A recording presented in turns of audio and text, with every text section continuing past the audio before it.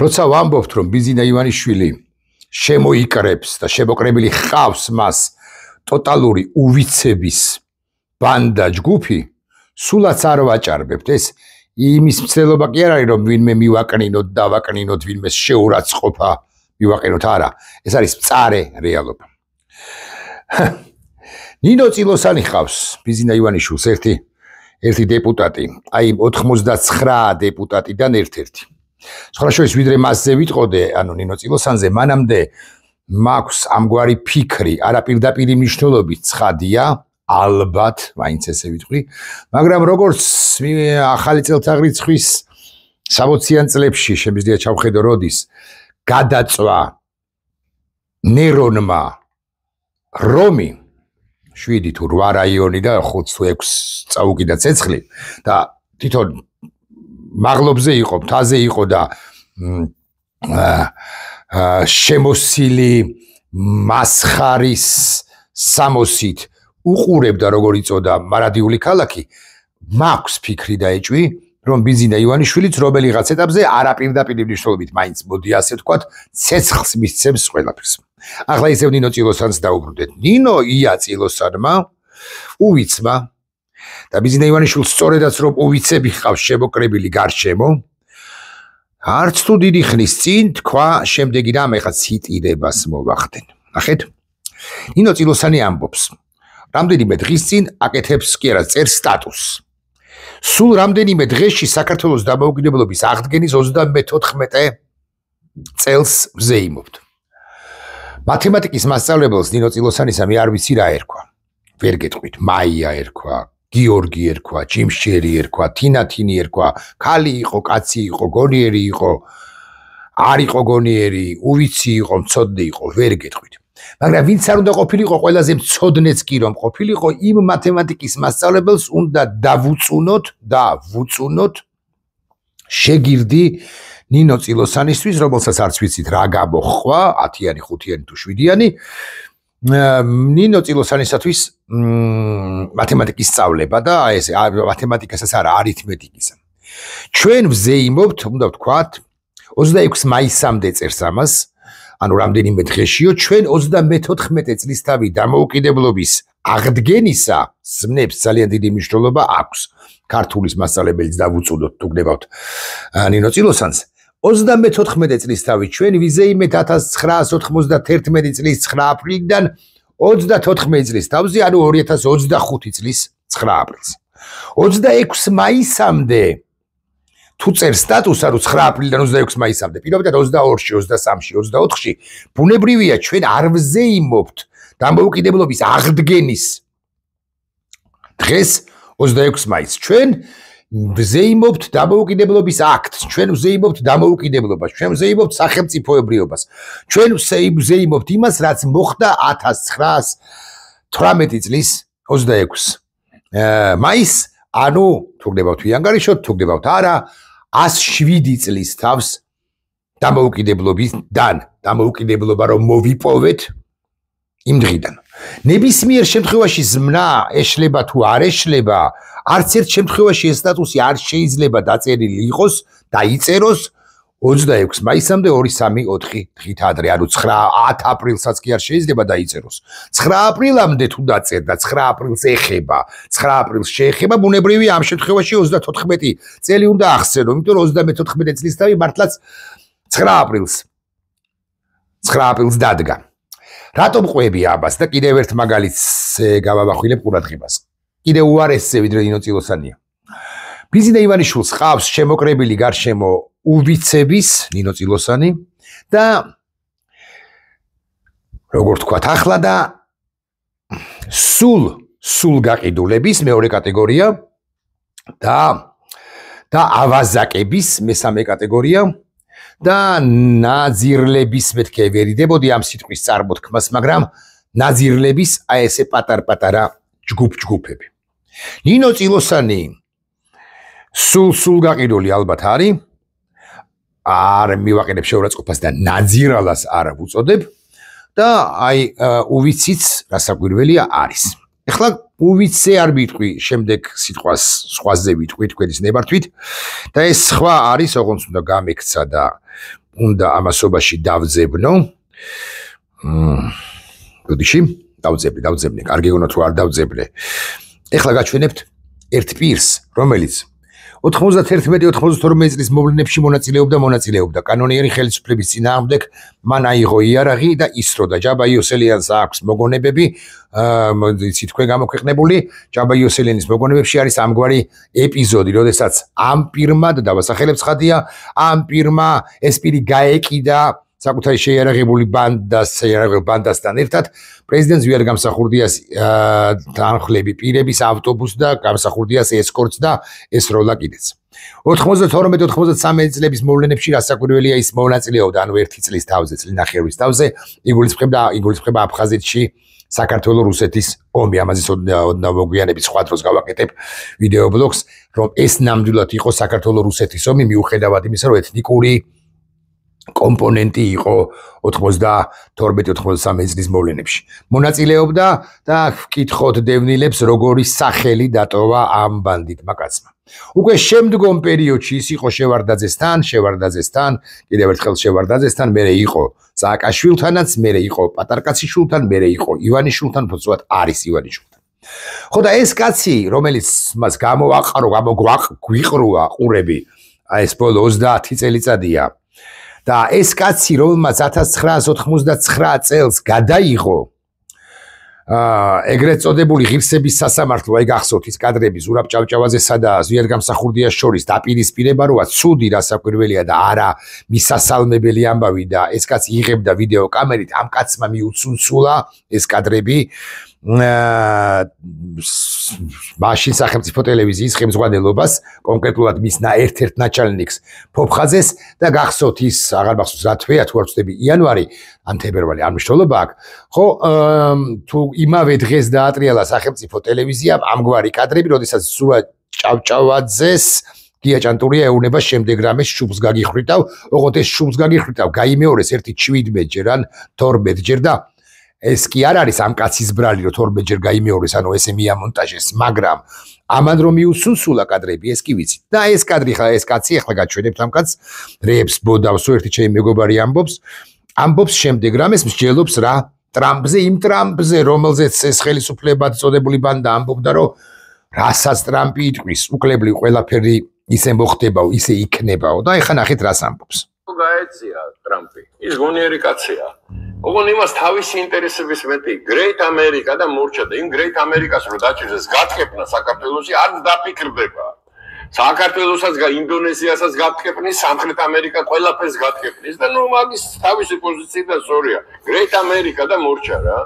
ეგრეა ჩვენს გრეიტ გრუზია და ამიტომ გასატკეპნი იქნება გაიტკეპნოს ყველაფერი კაცო სტოპ ნახეთ გარდა იმისა რომ აანონსებს პრაქტიკულად ან ითხოვს რეპრესიებს ანუ გატკეპნას ყველაფრისა ოპოზიციის წინააღმდეგ ხელისუფლებად წოდებული ბანდის წინააღმდეგ რეპრესიების ჩატარებას გაიტკეპნოს ყველაფერიო გარდა ამისა ეს წამოწდენა გონიათ რომ great Gruzias ანუ great Georgias კი არ ამბობს ან great საქართველოს ამბობს great Gruzias და ამიხსენით ახლა რა არის ეს წამოწდენა ოდენ თუ ის მენტალიტეტი ან თვალსაჩინო ან ფსოფხედვა ხო რომელიც მას აქვს მას დღემდე მიაჩნია რომ საქართველო არის გრუზია უნდა ხოგა ხაინდრავას მივხვდით რომ გოგა ხაინდრავაზე საუბრობთ უნდა გოგა ხაინდრავას რომ საქართველო იყოს გრუზია great Gruzias ხადი არასოდეს არ იქნება რუსეთში რომ შევეტენოთ ანუ გოგა ხაინდრავების ოცნება და ბიზინა ივანიშვილების პირველ ყოვლისა ოცნება რომ ცახდეს ანუ რუსული საქართველო რომ დაფუძნდეს ჩამოყალიბდეს გაძლიერდეს აქ ამ ტერიტორიაზე ჩვენ great ქვეყანა რასაკვირველია არასოდეს არ ვიქნებით იმდენად რამდენადაც რუსეთს უნდა ამ ქვეყნის მოხელთება და ამ ქვეყნის ოდენ მხოლოდ ტერიტორიად გარდაქმნა. ეხლა ორი ადამიანი ვახსენეთ, ცილოსანი, რომელმაც მათემატიკა არის ის, რომელიც აბსოლუტურად გაუსიგრძეგანებლად წერს რაღაც სტატუსებს 34 წლის თავს აღნიშნავთ დამოუკიდებლობის აღდგენისაო, ამბობს 26 მაისამდე 4 დღით ადრე, როცა ჩვენ რეალურად 107 წლის თავს გულისხმობთ საქართველოს დაფუძნებისა, პირველი რესპუბლიკის დაფუძნებისა, საქართველოს დამოუკიდებელი საქართველოს სახელმწიფოს შექმნისა მე-20 საუკუნეში, რაც მოხდა. მაგრამ წილოსანმა მათემატიკაც არ იცის, ტვინსაც არ აყოლებს იმას და ასე შემდეგ. მაგრამ გოგა ხაინდრავა კიდევ უარესია, 30 წელზე მეტია ჩვენ მედიაში სამწუხაროდ მედიიდან არ ჩამოდის გოგა ხაინდრავა და ყოველ წელს, ყოველ შემდეგ ჯერზე უარეს და უარეს ლაპარაკობს. რატომ? იმიტომ რომ FSB-ს პირდაპირ არის შეერთებული FSB-ზე, FSB-ს ერთ-ერთი წარმომადგენელია. ამასობაში რა ხდება პარალელურად? აი,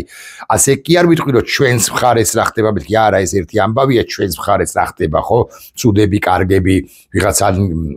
საზოგადოების ერთი ნაწილი დგას, მეორე ნაწილი დაიღალა და ასე შემდეგ. ნახეთ რა ხდება. პარალელურად ასე მაგალითად შალვა პაპუაშვილის მიერ ევროკავშირზე და არა მხოლოდ ევროკავშირზე, არამედ ცალკეულ სახელმწიფოებზე მიტანილი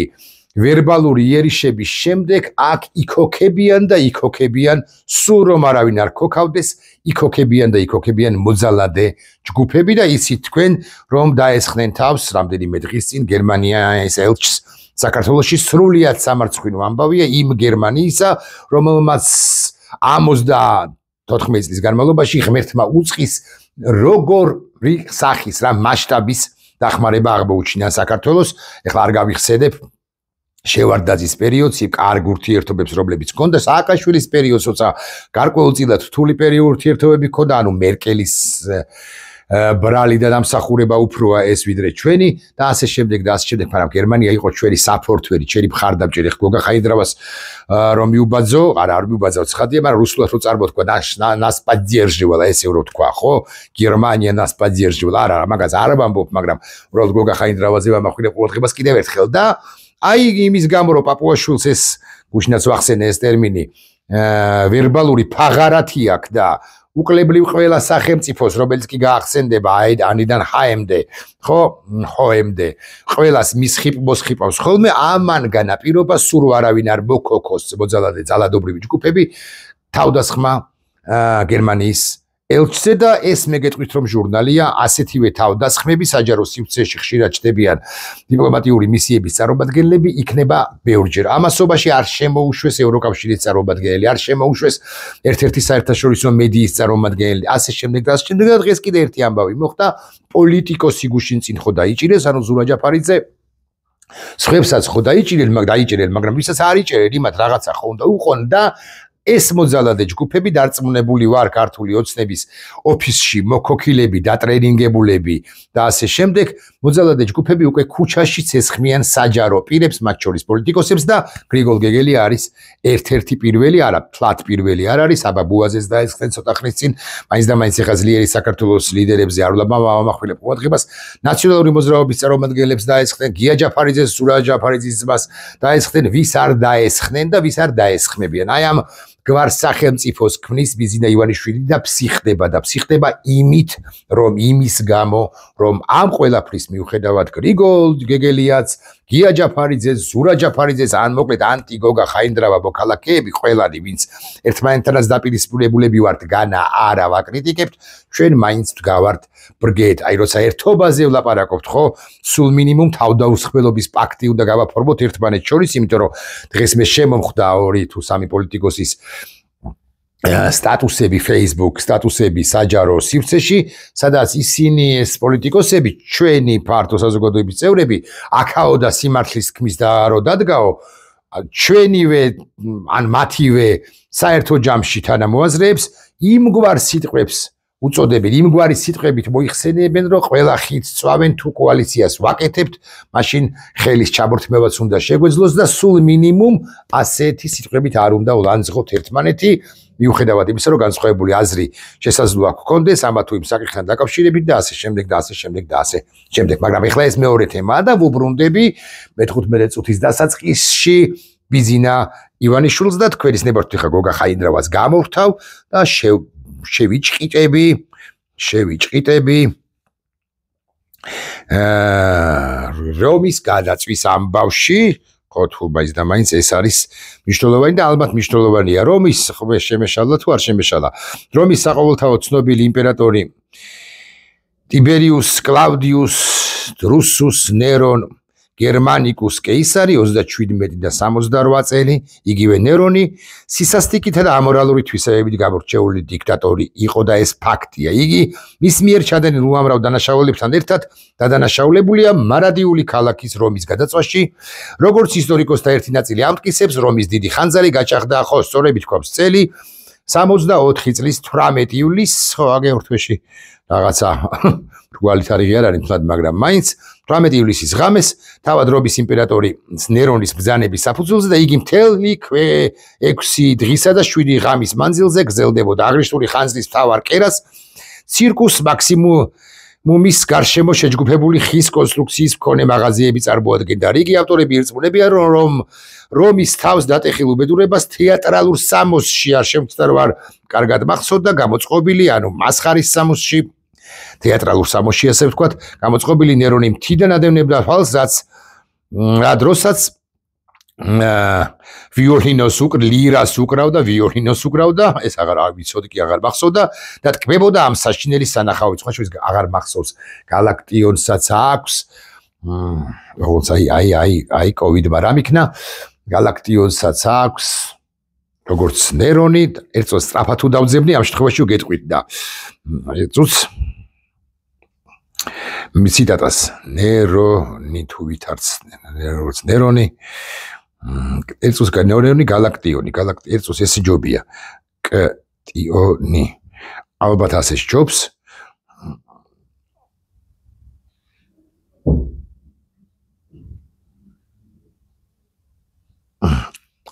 აბა ვიპოვე თბილისი და წავიკითხოთ ბოლომდე დავამთავროთ ესე ვიდეო ბლოგი. მე ხო დაგპირდით გალაქტიონის ლექსებს წავიკითხავ მე კიდე. მე უკვე აღარ გამოვიდა, იმიტომ რომ მომდინარე პოლიტიკურ მამბებმა ერთგვარად ჩაკლა ის ჩემი იდეა პროექტი. ახლა კი აი მივაერთიანე პოლიტიკურ ბლოგთან. თბილისი ჰქვია, მე ეს ლექსი ვიცოდი ოდესღაც, ახლა არ ვიცი. ქალაქზე ნელმა ალმა იფეთქა, ძალიან მაგარი ლექსია. სახლებზე ადის ფერადი ბოლი და კიბეებზე ვინი ეტკა დაფენილია დაფნის ფოთოლი ჩდება სინათლე ჩქარი კაფები გზებზე ქარივით მოკარავანე და აიმართნენ ვით ჟირაფები მთა არსენალის და მთა სავანე აქ ფიროსმანიც უნდა გავიხსენოთ რა საკვირველია არსენალის მთა ღამით ეს შეღამება ნათელს დამათობს მყარიც დაანთებს ნათელ ხარებას ათობს